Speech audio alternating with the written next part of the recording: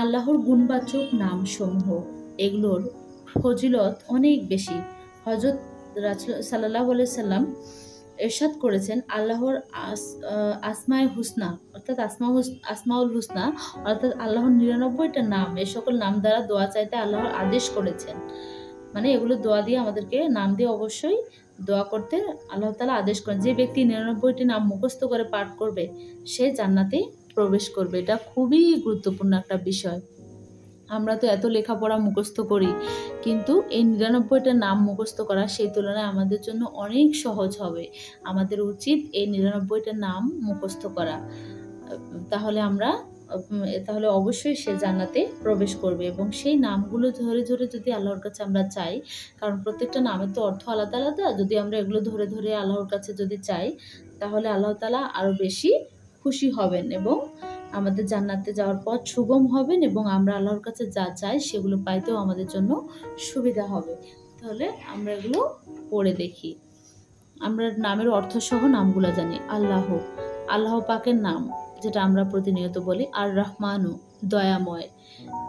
দেখেন প্রত্যেকটা নামের কিন্তু একটা মিনিং আলাদা আলাদা, অর্থ আলাদা আলাদা। সেই জায়গা থেকে যখন আমাদের আল্লাহ তাআলা থেকে আমরা দয়া প্রার্থনা করব, তখন আমরা আর রহমানু বলে আল্লাহর কাছে প্রার্থনা করতে পারি। আর রাহিম, অতি দয়ালু। আল মালিকু, বাদশাহ। আল কুদ্দুস, অতি পবিত্র। আসামসু, শান্তিদাতা। আল মুমিতু, রেহাইদাতা। আল মুমিনু, রেহাইদাতা। আল আজিজু, পরাক্রমশালী। আল মুহাইমিনু, রক্ষাকারী। আল জব্বারু, ক্ষমতাশালী। আল মুতাকাব্বিরু, গৌরবান্বিত।